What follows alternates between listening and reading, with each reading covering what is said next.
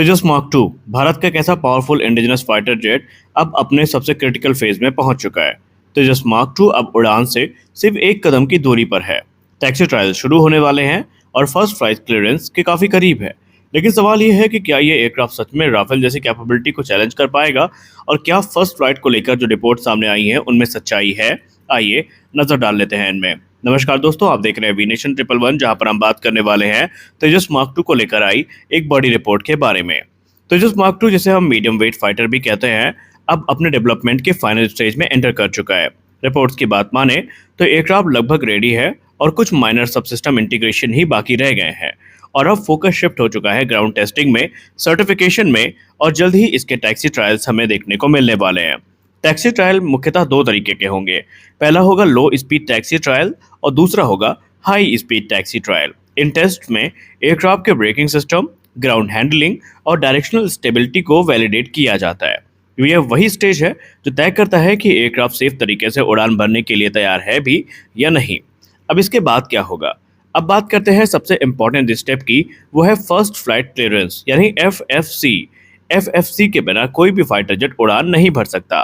भारत में इसे सर्टिफिकेशन की बात करें तो काफ़ी कंपलसरी माना जाता है और ये सर्टिफिकेशन प्रदान करती है सेमिलैक यानी Centre for Military Airworthiness and Certification. इस प्रोसेस के तहत स्ट्रक्चरल टेस्टिंग, सिस्टम वैलिडेशन और सेफ्टी चेक्स होते हैं और सब पैरेलल चल रहे होते हैं। इसके अलावा अगर हम बात करें, अगर कुछ प्लान के अनुसार चलता भी है और सब कुछ प्लान के अनुसार चलता है, इन शॉर्ट हम ये कह सकते हैं, तो तेजस मार्क टू की जो पहली उड़ान है ये बहुत जल्दी होने वाली है।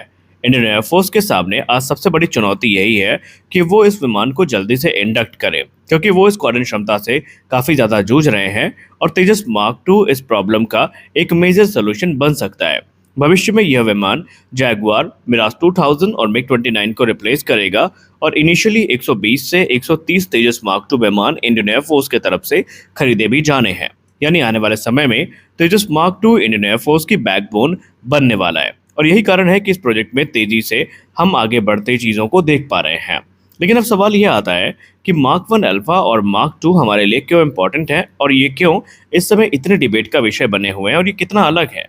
देखिए, तेजस मार्क 2 में निस्संदेह हमें बड़ा एयरफ्रेम देखने को मिलता है, ज़्यादा फ्यूल कैरिंग कैपेसिटी देखने को मिलती है, ज़्यादा पेलोड कैपेबिलिटी देखने को मिलती है और एडवांस एवियोनिक देखने को मिलती है। यानी ये लाइट कॉम्बैट एयरक्राफ्ट तेजस मार्क 1 अल्फा से कई मामलों में ज़्यादा एडवांस है और मार्क 2 में फ्यूचर अपग्रेड्स के लिए काफ़ी जो ग्रोथ पोटेंशियल है ये भी रखा गया है। अब आपने शायद नोटिस किया होगा कि तेजस मार्क 2 प्रोटोटाइप अभी येलो कलर में हमें कई बार देखने को मिला जो फोटोज सामने आई हैं। लेकिन येलो कलर का मतलब ये फाइनल पेंट नहीं होता है। आपको बता दें कि येलो कलर जो है ये बेसिकली प्राइमर कोटिंग होती है। बीच में कुछ तस्वीरें सामने आई थी जो कि असेंबली जी की थी, जहाँ पर हमें देखने को मिला था कि ये विमान तैयार किया जा रहा है। बेसिकली रिपोर्ट्स ऐसा दावा करती है कि हिंदुस्तान एरोनॉटिक्स लिमिटेड जानबूझकर जो फाइनल पेंट है उसको डिले किया है ताकि टाइम बचाया जा सके और टेस्टिंग को फास्ट रखा जा सके। यानी अभी फोकस है परफॉर्मेंस पर, अपीयरेंस पर नहीं। और अब बात करते हैं प्रोडक्शन स्ट्रैटेजी की। हिंदुस्तान एरोनॉटिक्स लिमिटेड का प्लान है कि 2029 तक जो लिमिटेड सीरीज प्रोडक्शन है इसको शुरू करने का प्रयास किया जाए। इस स्ट्रैटेजी में प्री प्रोडक्शन एयरक्राफ्ट को अर्ली इंडक्शन मिलेगा। टेस्टिंग और ऑपरेशनल यूज़ के साथ साथ यहाँ पर आगे की जो प्रक्रिया है वो भी आगे बढ़ती रहेगी। लगभग 8 से 12 विमान अर्ली फेज में इंडक्ट किए जा सकते हैं, इसका भी पूर्व अनुमान है। इससे डेवलपमेंट टाइमलाइन काफ़ी तेज़ी से कंप्रेस होगी। इस एयरक्राफ्ट को ऑपरेट करेगा बेसिकली अभी ASTE यानी aircraft and system testing establishment, और AST का रोल काफ़ी महत्वपूर्ण है।